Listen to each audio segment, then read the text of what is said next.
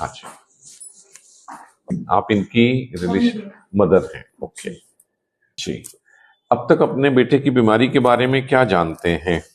मैं तो सिर्फ इतना जानती हूँ कि मेरे बेटे को शाम के टाइम बिचौंध आती है और इसके पर्दे कमजोर बताए हैं, और बाकी मुझे इसकी नॉलेज नहीं। बीमारी के नाम के बारे में या बीमारी का नाम तो डिफाइन किया गया, हालांकि उसको पक्का करने के लिए टेस्ट होता है, तभी हम रेटिनाइटिस पिगमेंटोसा कहते हैं जब जीन टेस्ट हो जाता है।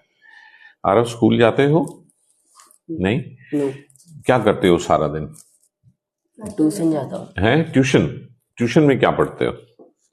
अभी तो मैम इंग्लिश पढ़ा रही।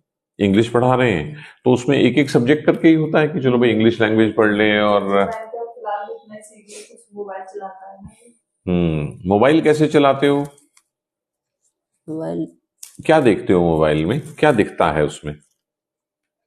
कार्टून वार्टून देख लेता हूँ। कार्टून पास में लाके? तो मोबाइल का इस्तेमाल थोड़ा सा और ज्ञान बढ़ाने के लिए भी किया जा सकता है, मनोरंजन के अलावा। तो ज्ञान इसी से फोन चलाने शुरू हाँ, तो उसको जरूरत पड़े कि मैं पढूं। हाँ, तो इसने फिर उसे पढ़ने का भी जरिया बना रखा है। कुछ कुछ और भी काम की चीज भी देखते हैं मनोरंजन के अलावा। इसी रिपोर्ट को हम मिलान कर रहे थे, जो इसकी पहले वाली रिपोर्ट ओसीटी है। अभी कोई ट्रीटमेंट नहीं चल रहा एक्टिव इसका, कोई दवाई आंखों में नहीं डल रही। लाइए बेटा देखें, आंखों में थोड़ा थोड़ा हिलना शुरू से था इसका। नहीं, हाँ, कितनी उम्र पे शुरू हुआ? ये ना 5-6 साल की उम्र से धीरे धीरे अब ज्यादा हो रहा है। मुझे लगता है शायद ये फोन चलाता है इस वजह से। उससे तो नहीं, जैसे जैसे रोशनी कम हो जाती है ना, तो फिर ये मूवमेंट ज्यादा हो जाती है। खोलो रख बेटा।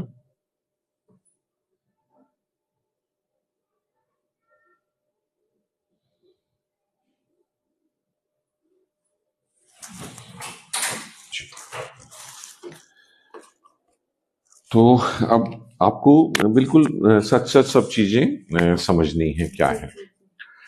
सबसे पहली बात तो ये कि इसकी जो बीमारी है अभी उसका नाम तक तय नहीं हुआ है।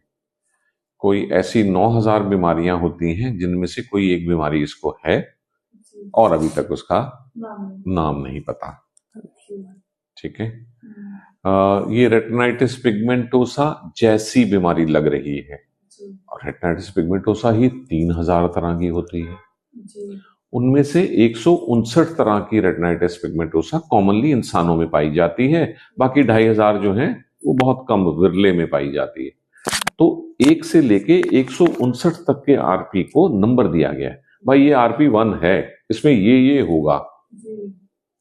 आरपी 2 है, किसी ने कह दिया आरपी 65, तो भैया अमेरिका चले जाओ, ठीक, पूरा इलाज है उसका, चाहे महंगा है, करोड़ों में है, ठीक, लेकिन हम कर तो सकते हैं। तो 2 तरह की आरपी 159 में से उनका इलाज जीन थेरेपी के थ्रू काफी अच्छा अवेलेबल है। ठीक, तो इसको कौन सा है हमें पता ही नहीं है। ये तो साइड में, बाकी जितने तरह की भी आरपी अगर है, अभी तो पक्का नहीं है आरपी भी है कि नहीं। रॉड कॉर्न डिस्ट्रॉफी हो सकती है, कॉर्न रॉड डिस्ट्रॉफी हो सकती है, और बहुत सारी समस्याएं, सबकी शक्ल मिलती जुलती होती है। तो पहले तो वो पता करेंगे जीन टेस्ट से, पक्का नाम लिखा हुआ आ जाएगा उसमें, कौन सी है, कौन से नंबर की है, और उसकी पूरी कुंडली बन के आ जाएगी इसकी। ठीक, आपकी फैमिली में किसी को, आपके यहाँ, इनके पापा के यहाँ? नहीं, मैं बताती हूँ। जहाँ तक मैंने अपने ददियाल में और ननिहाल में दोनों में पता करा, तो ऐसी कोई बीमारी किसी को नहीं थी। और आपके हस्बैंड की तरफ से? नहीं, वहाँ भी नहीं है। वहां भी नहीं है। आपकी मैरिज क्या क्लोज रिलेशन में हुई है? मेरे मामू के बेटे से हुई है, मोमडन। तो उसमें मैंने, मेरी मम्मी है, मेरी सासू माँ है, उनकी भी तबीयत हमने कभी सुनी ही नहीं। पर क्लोज रिलेशन में कजन्स में मैरिज होने से, ठीक है, ये बीमारी आने के अगली पीढ़ी में चांसेस ज्यादा हो जाते हैं। एक ही परिवार में ये बीमारी ना 2 जीन्स के मिलने से बनती है बीमारी।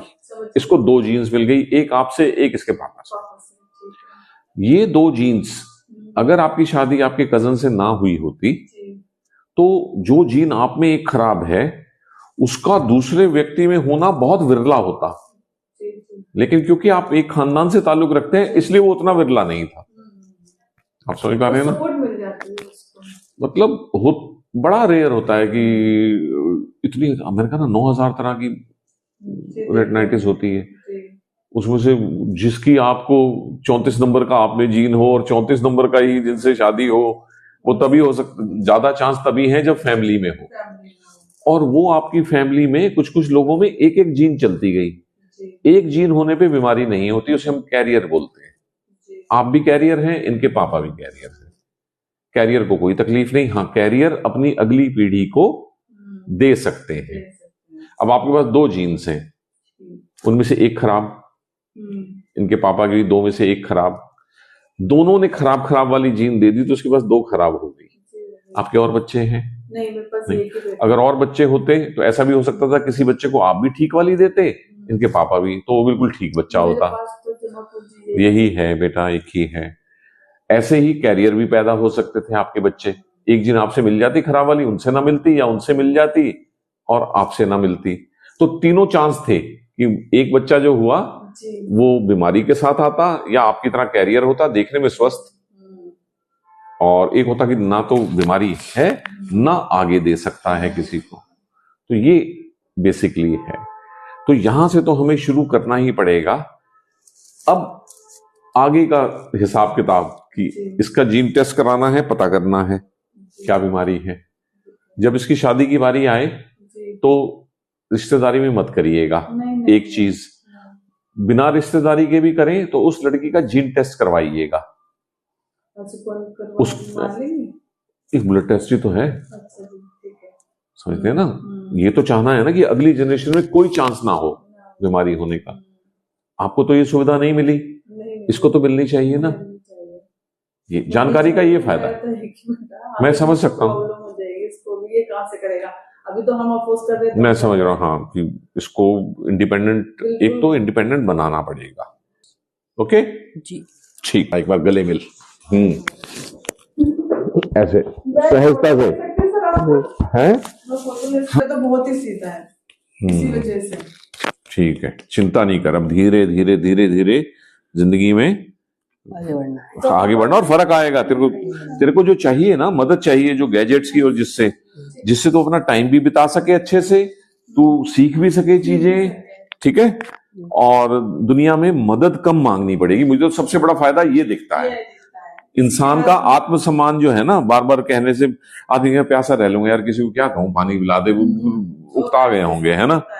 हाँ, तो वो अब तू खुद मुख्तार हो जाएगा धीरे धीरे करके कि जी रह जाओ, मैं आ रहा हूँ जरा, आप चलो, मैं आ रहा हूँ पीछे पीछे, है ना?